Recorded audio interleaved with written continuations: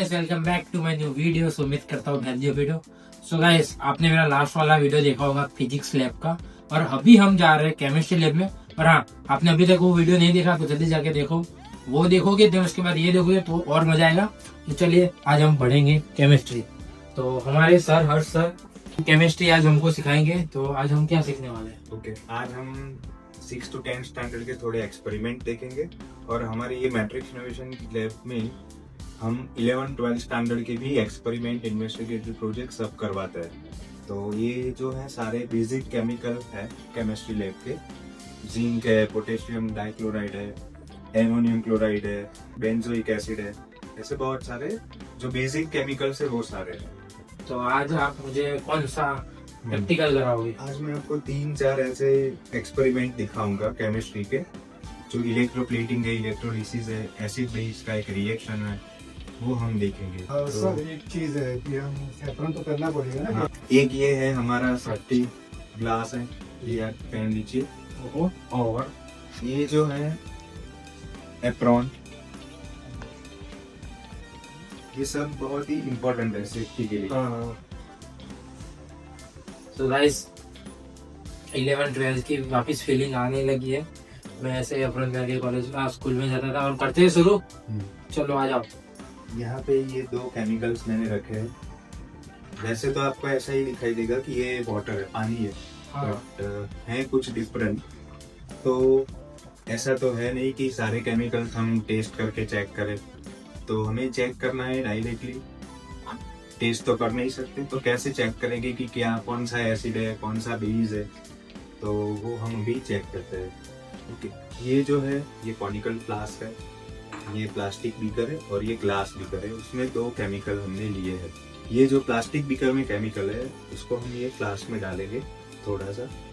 और एक हमारा केमिकल है जो हम टेस्ट के लिए यूज करते हैं, फिनोल्फथालीन। तो हम इसमें थोड़े ड्रॉप्स डालेंगे तो आप देखेंगे कि क्या होता है। ये जैसे अब आप इसमें 2-4 ड्रॉप इसमें डालिए और देखिए कि क्या कुछ चेंज होता है कि नहीं होता है। सो गाइस इसका मतलब आपको पता है? कमेंट सेक्शन में बताओ, बाकी सर हमें बताएंगे इसका मतलब क्या होता है। ओके, तो हमने जो केमिकल लिया था वो था बेस।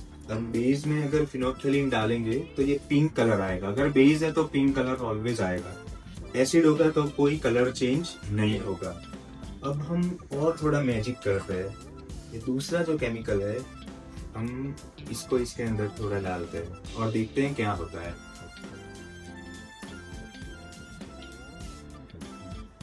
आपको ना धुएं जैसा दिख रहा है और स्मेल भी आ रही है गाइस। और देखो कलर गायब हो गया। इसका मतलब क्या हुआ बताओ जल्दी कमेंट में। सर क्या हुआ उसका मतलब? ओके, तो हमने जो पहले बेस लिया था उसमें फिनोल्फथालीन डाला तो पिंक कलर आया। अब हमने इसमें एसिटिक एसिड डाला। आप कोई भी एसिड डाल सकते हो। तो एसिड बेस का जो रिएक्शन हुआ उसे न्यूट्रलाइजेशन रिएक्शन हुआ, तो उसमें ये कलर वेनिश हो गया। अब हम सेकंड देखेंगे इलेक्ट्रोप्लेटिंग। तो इसके लिए हमने एक छोटा सा डायग्राम यहाँ बनाया है। हम इलेक्ट्रोप्लेटिंग करेंगे कॉपर का।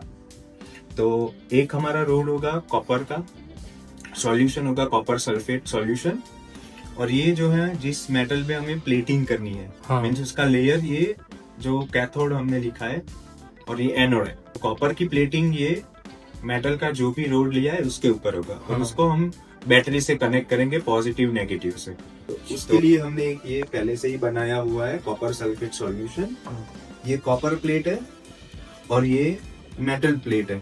तो हम ये मेटल प्लेट के ऊपर हम देखते हैं कि ये कॉपर का लेयर बनता है कि नहीं। तो उसके लिए हम इसको कॉपर सल्फेट सॉल्यूशन में पहले डीप करेंगे। अब हम इसको बैटरी के साथ कनेक्ट कर देंगे। इसमें थोड़ा सा टाइम लगेगा। अब आप इसमें देख सकते हो कि इसके ऊपर कॉपर का लेयर बन गया है। तो इसको हम बोलते हैं इलेक्ट्रोप्लेटिंग ऑफ कॉपर। तो ये जो कॉपर प्लेट थी उसमें से कॉपर डिपॉजिट हो गए ये मेटल प्लेट के ऊपर आ गया है। अगर इसको हम थोड़ा ज्यादा टाइम रखेंगे तो पूरा कॉपर का लेयर इसमें बच जाएगा। सो गाइस ये तो मुझे पता चल गया। हमने कौन से देखे? सबसे पहले हमने देखा एसिड और बेस कैसे पता चलता है। ठीक है, आप घर पे बैठ के तो नहीं जान पाओगे कि थियरी में कि भाई ये एसिड है ये बेस है। अगर आप प्रैक्टिकली देखोगे तो ही आपको पता चलेगा कि हाँ बेस में ऐसा होता है, कलर चेंज होता है, एसिड में कुछ कलर चेंज नहीं होता। दोनों को मिक्स करते हो तो क्या होता है, आपने कभी सोचा है? दोनों कभी मिक्स किया है कभी? आप आज आपको देखने को मिला कि ये मिक्स करने से धुआं निकलता है, एक स्मेल आती है। तो ये सब भी हो सकता है अगर आप प्रैक्टिकल नॉलेज पढ़ रहे हो तो। ठीक है, थियरी में भाई इतना कुछ आपको जानने को मिलेगा, बट हाँ जो प्रैक्टिकल नॉलेज है वो बहुत जरूरी है। तो गाइस प्रैक्टिकल पे भी ध्यान दो, प्रैक्टिकल करो।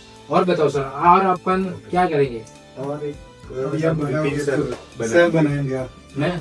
मैं खुद बनाऊंगा। Yes yes. Unbelievable guys. चलिए अभी हम सेल बनाने के लिए आपके पास यहाँ पे रखा है, इसमें से आप ये CuSO4 का जो सॉल्यूशन है, आपको ये कॉपर बाउल है उसके अंदर डालना है। ठीक है? इसके अंदर सीधा डाल दूं? हाँ यस, ठीक है। गाइस मुझे स्कूल में तो ऐसे करने को नहीं मिलता था, इसलिए मैं थोड़ा वीक रहेगा, बट हाँ अभी मैं थोड़ा स्मार्ट हो जाऊंगा कुछ दिनों में। कितना डालू सर? पूरा डालो। पूरा? हाँ यस। अभी हम क्या करेंगे, इसमें भी है, ये वाला भी हम यूज कर लेते हैं। चलो ये वाला भी यूज कर देते हैं? Yes yes. चलो। हाँ। अभी हम क्या करेंगे, हमने यहाँ पे तो ये जो कॉपर बाउल के अंदर हमने CuSO4 डाल दिया। अभी हमें और एक जो एसिड चाहिए, ओके, तो वो हम यहाँ पे दूसरा सा एक ये नॉर्मली ये मिट्टी से बना हुआ है। अच्छा। इसको हम इसके अंदर पोर कर देंगे, रख देंगे, ठीक है। है ना। अभी क्या करना है, इसके अंदर एक एसिड है, उसको डालना है। कौन सा एसिड है सर? ये डाइल्यूट सल्फ्यूरिक एसिड है। तो ये डाइल्यूट सल्फ्यूरिक एसिड हम ये पॉट, मिट्टी के पॉट में डाल देंगे। पूरा डाल दो सर? Yes. उसमें भी पूरा डाल देंगे। ठीक है। अभी आप देखोगे इसके अंदर जैसे हम ये रॉड रखेंगे तो कुछ रिएक्शन स्टार्ट होगा।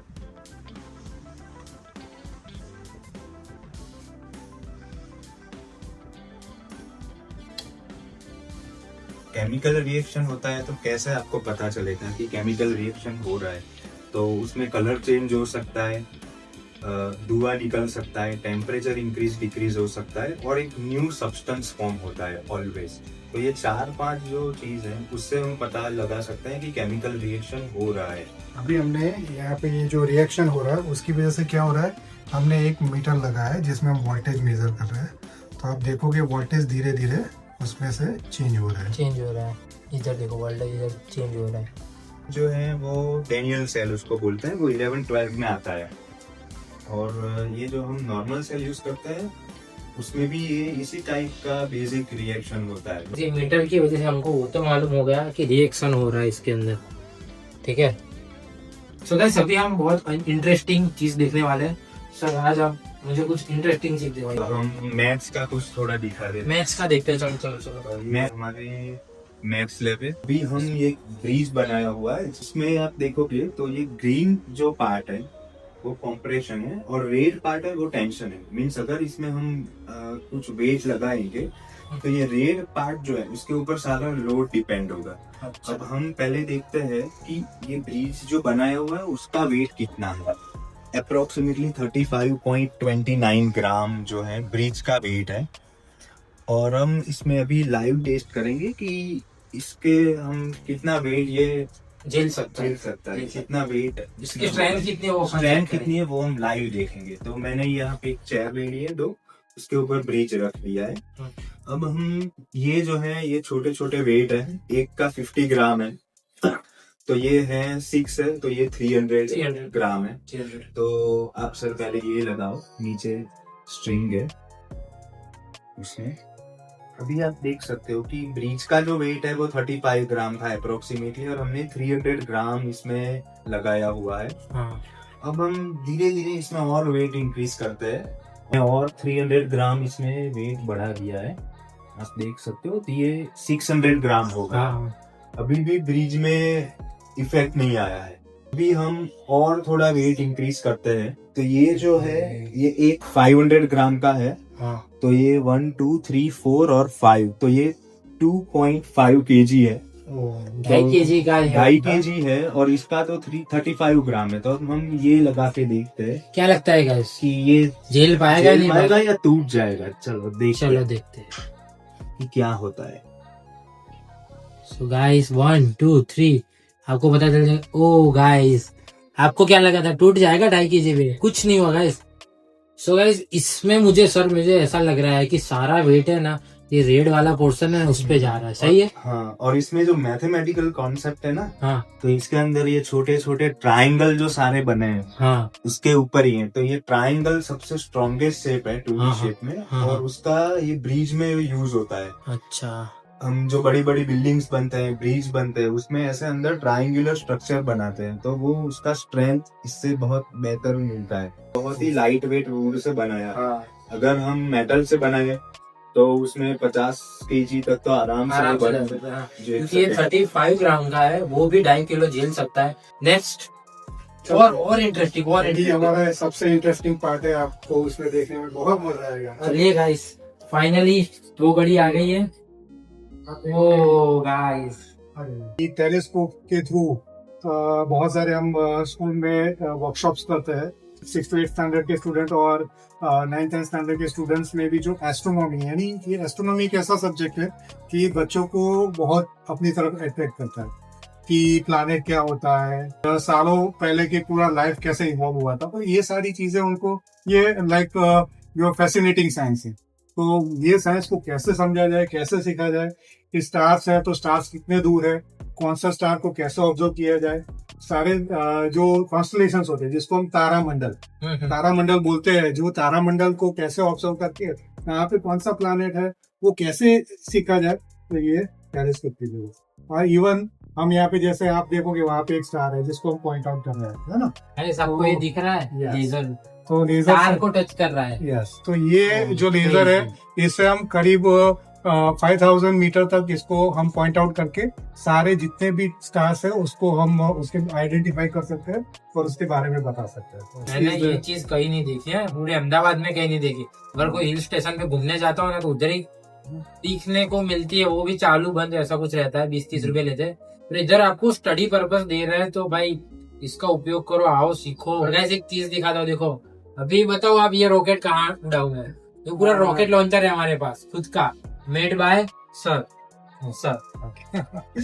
सो बेसिकली ये जो है वाटर प्रोपेल रॉकेट लॉन्चर, सो इसे हम पेट बॉटल के थ्रू रॉकेट्स बनाते हैं। ये रॉकेट को हम लॉन्च करते हैं, इवन स्कूल्स वर्कशॉप्स करते हैं, okay, even school enrichment programmes करते हैं जहाँ पे बच्चे खुद ये रॉकेट बनाते हैं। सारे के शायद 50 और 100 स्टूडेंट्स तो ये रॉकेट बनाते हैं और रॉकेट को लॉन्च करते हैं। और उसके पीछे के सारे principle, Newton's laws of motion क्या है, और रॉकेट को कैसे लॉन्च किया जाता है, एक्चुअल रॉकेट क्या होता है, सैटेलाइट क्या होता है, तो ये सारी जानकारी हम इसके साथ दे रहे हैं।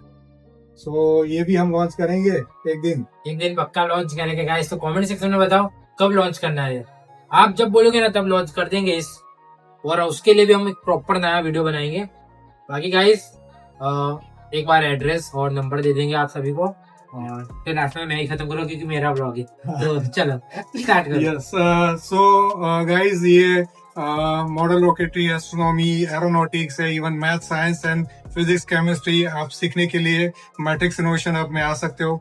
ये मैट्रिक्स इनोवेशन हब जो नियर टू बोइंगदेव जो अहमदाबाद में है, और ये नियर टू जैन टेम्पल, पासवाना टेम्पल के सामने एग्जैक्टली जो सोलारिस बिजनेस हब है उसमें जूडियो जो है उसके 5th फ्लोर पे 511 जो हमारा ये मैट्रिक्स इनोवेशन हब सेंटर है, तो आप वहां पे आ सकते हो और इसके सारी चीजों के बारे में आप सीख सकते हो। Thank you.